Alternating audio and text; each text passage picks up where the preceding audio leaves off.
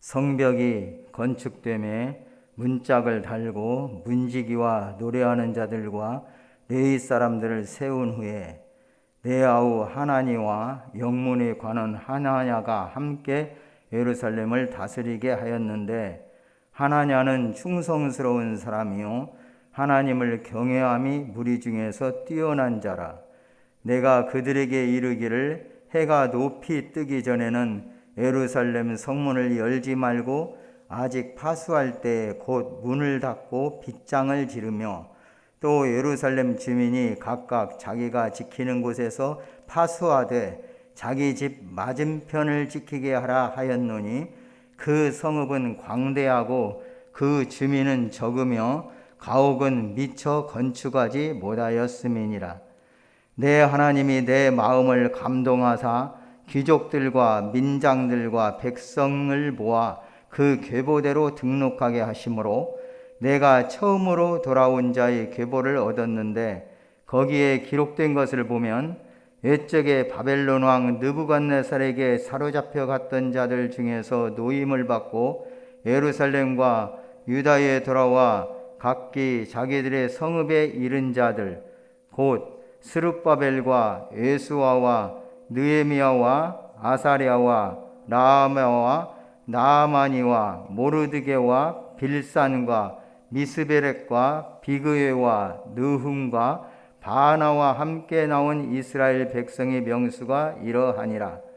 바로스 자손이 2172명이요 스베다 자손이 372명이요 아라 자손이 652명이요 밧 모압 자손 곧 예수아와 요압 자손이 2818명이요 엘림 자손이 1254명이요 사뜨 자손이 845명이요 삭게 자손이 760명이요 빈누이 자손이 648명이요 부베 자손이 628명이요 아스갓 자손이 2322명이요 아도니감 자손이 667명이요 비그의 자손이 2067명이요 아단 자손이 655명이요 아델 자손 곧 히스기야 자손이 98명이요 하숨 자손이 328명이요 베세 자손이 324명이요 하립 자손이 112명이요 기브온 사람이 95명이요 아멘.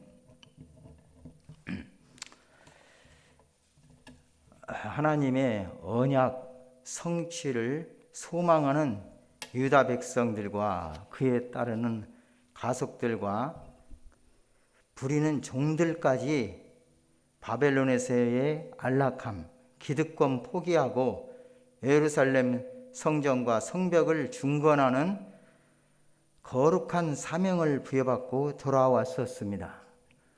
그러나 돌아온 고향 땅의 형편은 녹록지 않았습니다. 1차, 2차에 걸쳐서 귀환한 지도자들과 백성들은 하나님의 도우심으로 오랜 기간의 여러 어려움 속에서도 성전을 완공했으나 대적들이 끈질긴 방해, 위협, 그리고 유다 백성들의 영적 침체로 말미암아서 예루살렘 성읍은 황폐하고 성문은 불탄 채 방치되어 있었던 것입니다. 더욱이 예루살렘에 거주하며 정착해야 할 백성들이 자신들의 생계에 그리고 신변의 안전함을 위해서 예루살렘을 떠나갔고 주민들은 얼마 남지 않은 그런 처지였었습니다.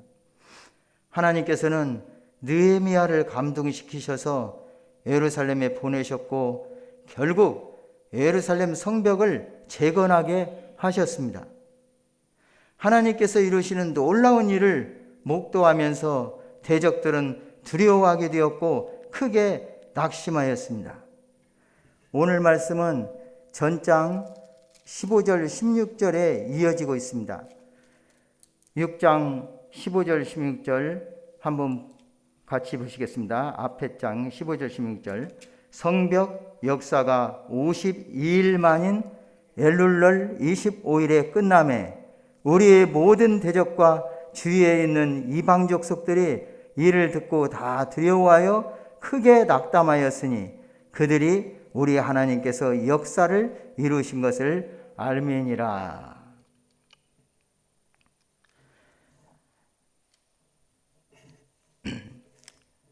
느헤미야는 성벽이 완공되었음에도 불구하고 바로 낙성식을 하지 않고 인구 재배치를 위한 준비 작업에 들어갑니다. 백성들이 피로에 지쳐 있고 힘들어하였고 불과 52일 만에 공사를 마쳤지만 이 기간은 이스라엘 백성에게는 결코 짧은 시간은 아니었었습니다. 대적들의 집요한 방해, 위협으로 말미암은 극한의 불안과 초조 가운데서 끝까지 견뎌내는 이스라엘 백성에겐 그 기간이 52일이 아닌 52년만큼이나 길게 느껴졌을 것입니다. 이런 상황 속에서 지도자 느헤미야는 백성들을 위로하기 위해서 이제 성벽 재건 공사가 끝났으니 성대한 낙성식이라도 해서 그들을 격려할 필요도 있었을 것입니다. 그러나 지도자 느헤미야는 성벽 완공 후에 곧바로 문제 해결을 위한 조치를 취해야 할 필요를 절감하고 있었습니다. 그래서 오늘 본장에서는 느헤미야가 성벽 완공 후 행한 그 문제 해결할 조치에 대해서 먼저 말씀하고 있습니다. 1절에서 4절 말씀을 상고해 보면은 성벽 건축이 완성되자 느헤미야는 예루살렘이 방위 체제를 정비하고 질서를 바로 잡습니다. 그리고 그 주민의 수요가 적고 집도 건축되지 않은 상태에 있으므로 성문 관리를 철저히 하여 성을 안전하게 지키는 조처를 합니다. 1절에 보면은 성벽이 건축됨에 문짝을 달고 문지기와 노래하는 자들과 레위 사람들을 세운 후에 말씀합니다. 여기서 문지기, 노래하는 자들, 레위 사람들, 이들은 모두 레위 지파에 속한 자들입니다. 문지기는 고라 자손들이고 이 책의 후반부 10장 이후의 말씀이 11장에 나오는 말씀인데요. 문지기와 노래하는 자들이 같은 레위인으로서 각각 직분을 맡아서 봉사한 것을 보여주고 있습니다. 성전을 열고 닫는 것은 노래 소리에 맞춰져서 행하여졌었습니다. 시편에도 고라 자손이 지어 부른 노래들이 기억되어 있습니다. 오늘날로 말하면은 교회를 관리하고 또 교회에서 맡은 직분들을 생각해 볼 수가 있습니다. 노래하는 자들은 찬양대를 가리킨다고 할 수 있겠고요. 레위 사람들, 문지기들은 전문 목회자가 아닌 교회에서 전담하고 있는 일을 맡고 있는 일꾼들이라고도 생각해 볼 수가 있습니다. 먼저 2절 말씀을 보시면은 내아우 하나니와 영문이 관원 하나냐가 함께 예루살렘을 다스리게 하였는데 말씀합니다. 하나냐는 충성스러운 사람이요 하나님을 경외함이 무리 중에서 뛰어나다고 말씀했습니다. 하나냐는 느헤미야의 친동생으로서 페르시아 왕국에서 아닥사스다의 술 맡은 관원으로 있었던 느헤미야에게 예루살렘의 참담한 상황을 알리기 위해서 생명의 위협을 무릅쓰고 그 먼 길을 달려왔던 그런 인물로 소개되어 있습니다. 하나냐는 성체의 지휘관으로서 예루살렘 성벽 중간중간에 있는 망대에 배치된 파수꾼들을 총책임자로 추정합니다. 하나냐는 정직한 사람이요 누구보다도 하나님을 경외하는 사람이었기에 느헤미야는 그를 하나님과 함께 예루살렘을 지키는 요직에 임명했던 것입니다. 여기서 하나냐가 충성스러운 사람이요 오늘 본문만에 그렇게 되었는데 원어의 문자적인 해석은 진실한, 정직한이라는 의미를 가지고 있습니다. 그렇습니다. 교회의 일꾼을 세울 때 그 자격이라고 할까요? 중심이 무엇입니까? 오늘 본문 말씀은 충성스럽고 하나님을 경외해야 하는 자를 선출해서 이렇게 요직에 세운 걸로 말씀하고 있습니다.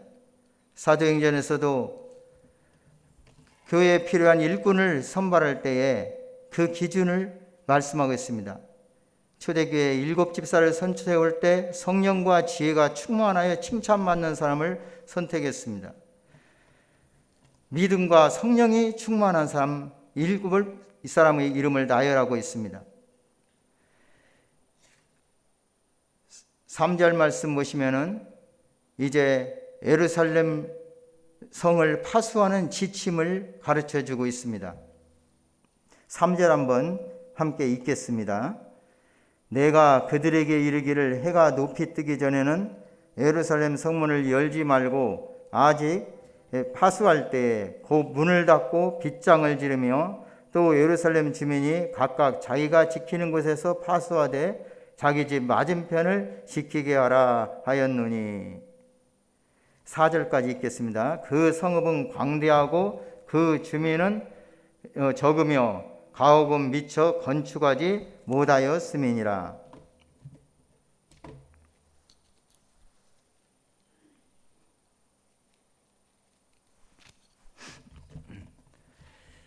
느헤미야는 당시 대적들의 침공이 언제 있을지 모르는 비상 상황에서 절대 긴장을 늦추지 않고 경계태세를 철저히 하라는 성문을 열기 전까지 근무에 대한 지침을 내리고 있습니다. 그 이유는 예루살렘 주민 스스로가 예루살렘 성을 지켜야 하고 전략적으로 중요한 것에는 공동으로 파수하되 자기 집 근처는 자신이 파수하라고 구체적인 근무 요청을 하다라고 있는데 성을 지키는 일에 있어서 파수꾼의 역할은 아주 지대한 것입니다. 그리고 이 성읍이 아주 넓은 범위를 차지하고 있고 지켜야 할 주민은 적고 가옥은 미처 건축하지 못하였다고 4절에 말씀했는데 이 4절은 3절을 이렇게 조치한 이유로 우리 말 성경에는 문맥적으로 생각하기 쉬운데 사실은 그 이후에 5절 이후에 마지막 절까지 말씀해서 이제 에레미야가 인구 조사를 하고 등록을 하게 되는 이러한 이유에 대한 말씀이라고 이렇게 사실은 생각할 수가 있습니다. 그렇습니다. 성을 지키는 일에 있어서 파수꾼의 역할은 아주 지대한 것이고 이것은 오늘 우리 성도들에게 교회에 적용해 본다면 성도 각자가 맡은 일을 책임성 있게 수행함으로써 교회를 지키는 파수꾼의 역할을 감당해야 한다는 것입니다. 오늘 3절 말씀 뒤쪽에 보면은 예루살렘 주민이 각각 자기가 지키는 곳에서 파수하되 자기가 맡은 그 임무에 충실했습니다. 그리고 자기 집 맞은편을 지키게 하라 이렇게 말씀했습니다. 우리 교회 안에도 여러 가지 직임과 은사가 있습니다. 각자가 받은 은사와 직임을 충실하게 감당할 때 원만하게 하나님의 거룩한 일은 성취되어 갈 것입니다. 이제 5절 이후부터 73절까지의 말씀은 포로 생활에서 돌아온 유대인들의 계보가 기록되어져 있습니다. 이 족보는 이스라엘 공동체에서 매우 중요한 의미를 갖습니다. 이스라엘 백성에서 이 계보는 하나님의 구속사적인 통치와 섭리의 반영이기도 합니다. 특별히 이 5절의 말씀을 보면은 내 하나님이 내 마음을 감동하사 이렇게 말씀하겠습니다. 곧 느헤미야가 이제 이스라엘 백성들이 돌아온 백성들의 계보를 등록하게 하신 그 마음을 하나님께서 주장하셨다는 말씀입니다. 성령의 감동으로 이제 이후에 족보를 다시 한번 정립하게 되었다는 말씀입니다. 오늘 본문 말씀 6절에 이렇게 말씀하고 있습니다. 옛적에 바벨론 왕 느부갓네살에게 사로잡혀 갔던 자들 중에서 노임을 받고 예루살렘과 유다에 돌아와 각기 자기들의 성읍에 이른 자들, 포로에서 귀환한 이들이 기록되어 있습니다. 에스라서 2장에 보면은 거의 유사한 이러한 계보가 소개되어 있는데요. 이 에스라서 기록된 이 귀환한 백성들의 지도자, 이들과 오늘 느헤미야에서 소개하는 이 지도자들의 명단에 보면은 약간의 차이점이 있습니다. 또한 이어지는 모든 계보에서도 분명한 차이점이 있습니다. 소개되는 인물들의 이름이 다른 사람들이 있고 또 그 숫자를 나타내는 데 있어서도 상당한 오차가 있는 것을 볼 수가 있습니다. 에스라서 2장 2절에 귀환한 백성들의 지도자가 11명으로 되어 있는데 오늘 말씀에서는 7절에 보면은 나아만이라는 사람이 한 사람이 더 추가되어 있습니다. 그리고 또 여기에 나타나는 느헤미야나 모르드게, 이러한 인물들은 성경에 나타난 다른 모르드게, 에스더서에 나오는, 그리고 오늘 이 느헤미야서를 저술한 이 총독 느헤미야는 동명이인입니다.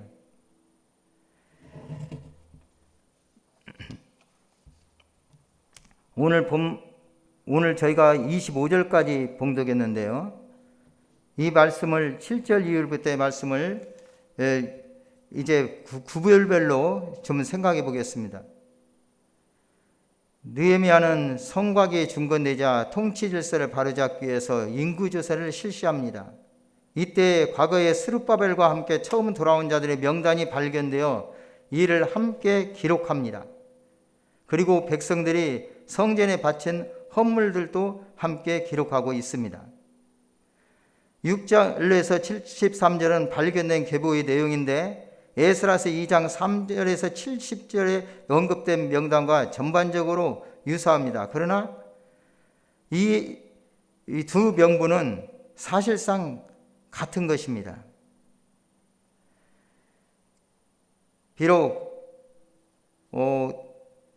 여러 학자들에 따라서 많은 의견을 내고 있지만은 어떤 필사자의 오류나 혹은 조사자의 관점의 차이로 본서와 에스라의 숫자상의 차이가 나는 것은 결코 큰 문제는 되지 않는다고 볼 수 있습니다. 아까 같이 봉독했던 8절에서 24절 말씀을 자세히 살펴보면은 가장 많이 나오는 단어가 있습니다. 그 이후에도 이 오늘 본장에서 가장 많이 나오는 단어가 있는데 자손이라는 말씀입니다. 그리고 중간 부분에 사람이라고 표현되어 있습니다. 근데 원어를 보면은 25절에 기브온 사람이 95명이요 했는데 제가 가진 히브리어 성경으로 보면은 거기는 자손이라는 단어로 나와 있어요. 그리고 그 이후에 사람으로 이렇게 표기되다가 다시 자손으로 나와 있습니다. 우리말 개역 성경을 보고 이 부분을 짓는다고 하면은 8절에서 24절까지 1차적으로 생각해 볼 수 있고 그 다음에 25절부터 또 나눠져서 생각해야 되는데요. 간단히 요약하면 그렇습니다. 8절에서 24절 혹은 25절까지는 혈육을 따른 중심적으로 이 자손의 이름을 소개하고 있습니다. 그리고 이제 25절 혹은 26절부터 38절 학자에 따라서는 33절 이러한 데까지는 그 지역 현재 고향으로 돌아와서 살고 있는 지역의 자기 조상들이 어느 지역에 사는 건 지역의 확실성을 가지고 이들이 이 명단에 들어오게 된 사람들입니다. 그리고 39절부터는 제사장들의 명예에 대해서 말씀하고 있습니다.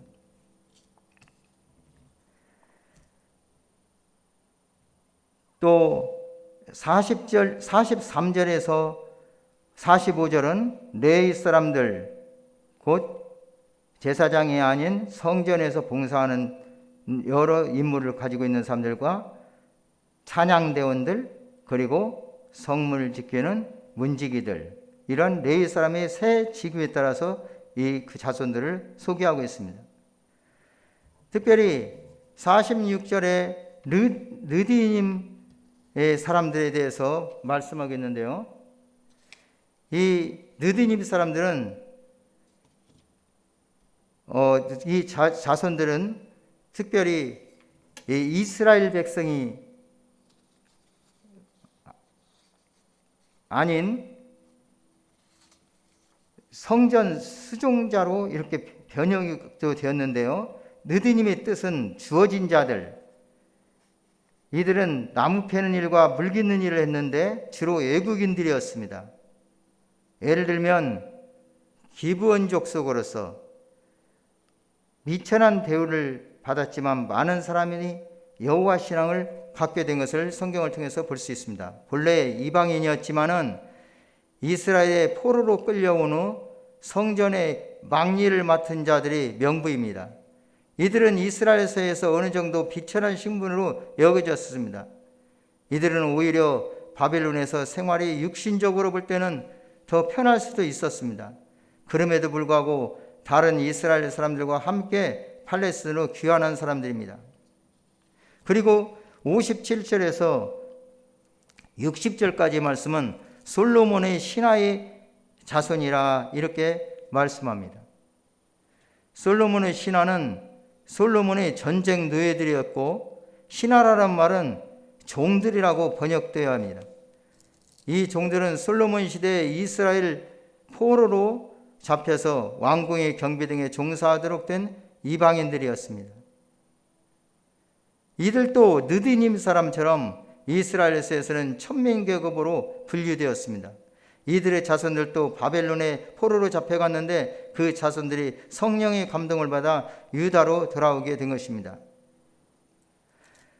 그러면은 이 느디님 사람들과 특별히 솔로몬의 신하들에 대해서 저희가 생각해 볼 필요가 있는데, 이들은 원래 유대인이 아님에도 불구하고 오히려 그 종들로 일을 했던 그런 사람들에도 불구하고 그 얼마든지 바벨론에 남아서 안락한 자기들의 생활을 할 수 있었음에도 불구하고 왜 이스라엘 그 예루살렘으로 돌아왔을까요? 물론 그 자기들이 생활하고 있는 주인 유대인들의 그 호의와 정 때문에 따라온 사람들이 있었겠지만은 사실은 그들에게 여호와 신앙, 하나님을 경외하는 신앙이 있었기 때문이라고 저희는 생각할 수 있습니다.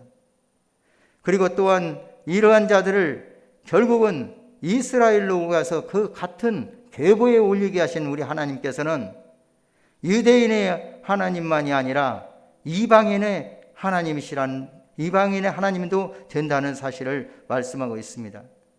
로마서 3장 29절 30절 말씀에 하나님은 다만 유대인의 하나님이시냐, 또한 이방인의 하나님은 아니시냐, 진실로 이방인의 하나님도 되시느니라.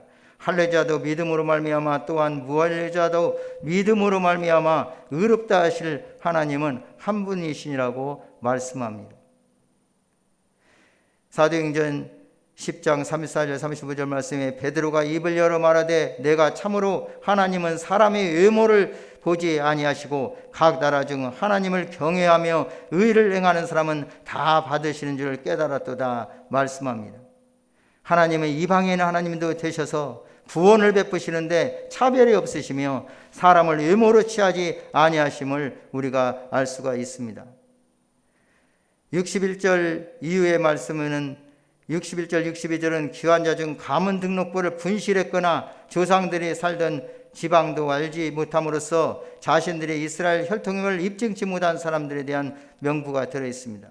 이런 사람들은 언약 공동체 회중이 편입될 수가 없었습니다. 63절에서 65절까지는 귀환한 제사장 중 가문 등록부의 분실로 자신들이 제사장의 후손들이었음을 입증하지 못한 경우가 언급되었습니다. 그들은 어떤 이유로 제사장직을 취득했는지 몰라도 결국은 면직될 수밖에 없었습니다. 66절에서 69절은 이스라엘의 회중과 그들의 모든 소유물들의 총계를 말씀하고 있습니다. 70에서 72절은 여기서는 백성들이 성전 재건을 위하여 자발적으로 드리는 신앙적 행위가 묘사되고 있습니다. 73절 말씀 같이 읽겠습니다. 마지막 절입니다. 이와 같이 제사장들과 레위 사람들과 문지기들과 노래하는 자들과 백성 몇 명과 느디님 사람들과 온 이스라엘 사람 자손이 다 자기들의 성읍에 거주하였느니라. 다 자기들의 성읍에 거주하였느니라. 이 자기들의 성읍은 문자적으로 그들의 성읍이라는 뜻입니다. 이것은 조상 때부터 살아왔던, 그래서 귀환자들이 각기 거주해야 할 성읍을 가리킵니다. 이 말씀은 에스라서 2장 70절과 거의 동일합니다. 이것은 이스라엘 민족이 고향으로 돌아온 것이 애원의 성취라는 사실을 그대로 보여주고 있습니다. 이사야서 44장 26절에서 28절에 그의 종의 말을 세워주며 그의 사자들의 계획을 성취하게 하며 예루살렘에 대하여는 이르기를 거기에 사람이 살리라 하며 유다 성읍들에 대하여는 중건될 것이라 내가 그 황폐한 곳들을 복구시키리라 하며 28절에 고레스에 대하여 이르기를 내 목자라 그가 나의 모든 기쁨을 성취하리라 하며 예루살렘에 대하여는 이르기를 중건되리라 하며 성전에 대하여는 네 기초가 놓여지리라 하는 자니라. 이렇게 하나님께서 선지자들 통해서 선포하신 그 언약은 때가 되어서 반드시 성취하셨습니다. 고레스가 내리는 이스라엘 백성들에게 대한 귀환 칙령은 강제명령이라기보다는 허락이라고 봄이 타당합니다. 포로 생활에 익숙해 있던 이스라엘 백성들은 자신들의 자유로운 결단하에 고국으로 귀환할 수도 있었고 혹은 그대로 바벨론에 머무를 수도 있었을 것입니다. 예루살렘으로 돌아가 여호와 신앙을 회복하고 믿음으로 하나님께 예배하며 섬기는 삶을 사모하는 기쁨이 있었겠지만은 한편으로는 무너져서 황폐된 터에 성전을 건축하고 성벽을 재건하고 가옥을 건축하는 이들 계속되는 수고를 감내해야 하는 부담이 그들의 마음을 무겁게 짓누르고 있었을 것입니다.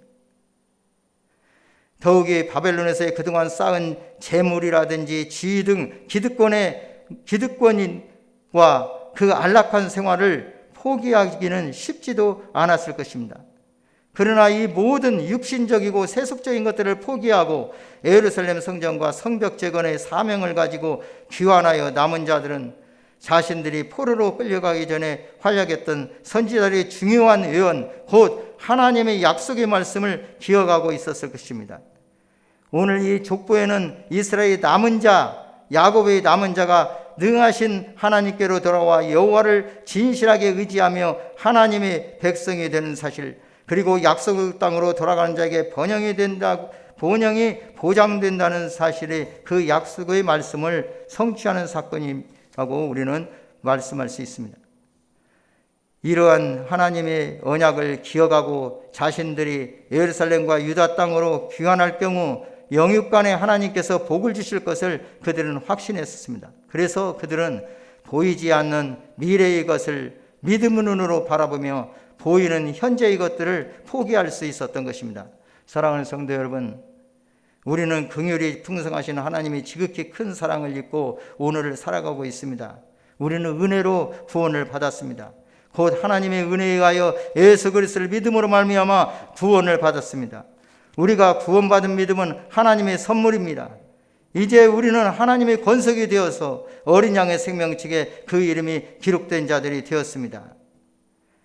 오늘 이 고향으로 돌아와서 성전과 성벽을 재건하고 이런 끝까지 남아서 그 궤보에 오를 수 있었던 이런 사람들, 이런 남은 자들이, 특별히 이방인으로서의 이 남은 자의 계열에 들어갔던 사람들이 바로 저와 여러분이라는 사실입니다.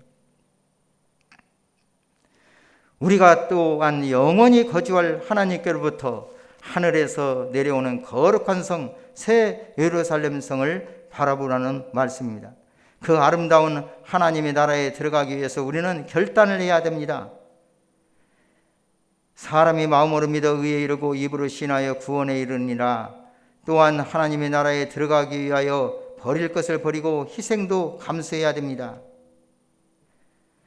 사도 바울께서 너희가 그리스도와 함께 다시 살리심을 받았으면 위의 것을 찾으라고 권면합니다. 우리 성도는 위의 것을 생각하고 땅의 것을 생각하지 말아야 합니다. 오늘 또 세상을 이기는 믿음으로 살아가는 저와 여러분이 되기를 주님으로 축복합니다. 기도하시겠습니다. 자비하신 하나님 아버지, 오늘 또 성벽을 완전히 재건하고 그에 대한 낙성의식을 하기 전에 그 성벽을 지키고자 하는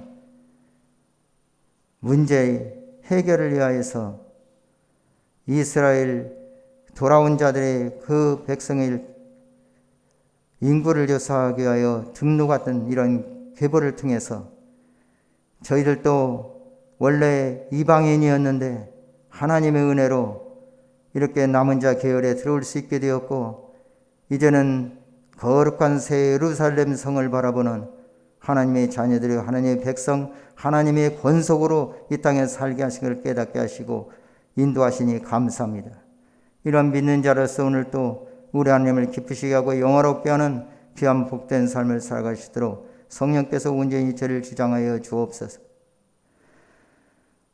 오늘 또 거룩하고 복된 날, 주님의 날, 아버지 하나님께 영광 돌리는, 참으로 주님을 기쁘시게 하는 신령과 진리 예배를 드릴 수 있도록 저희 심령을 주장하시고 우리 처지 형편 다 허락하시며 선히 인도해 주옵소서.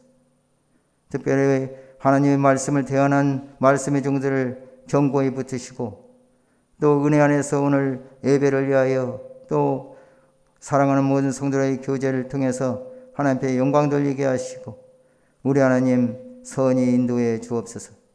또 오늘부터 내일까지 열리는 3사 청년부 겨울 수련회를 주님께서 주장하시고 젊은이들이 젊을 때 참으로 우리 하나님 기쁘시게 하고 영원롭게 하는 하나님의 영광을 위하여서 더욱더 견고해서 갈 수 있는 귀한 아름다운 모임들이 되어주시도록 선히 인도해 주시고 은혜 베풀어 주옵소서. 이 시간도 주님 앞에서 저희들이 합심하여 기도하며 또한 간절히 기도할 때 우리 하나님께서 모든 것을 아시오니 아버지 하나님의 뜻대로 선히 인도해 주옵소서. 존귀하신 구주 예수님의 이름으로 기도드리옵나이다. 아멘.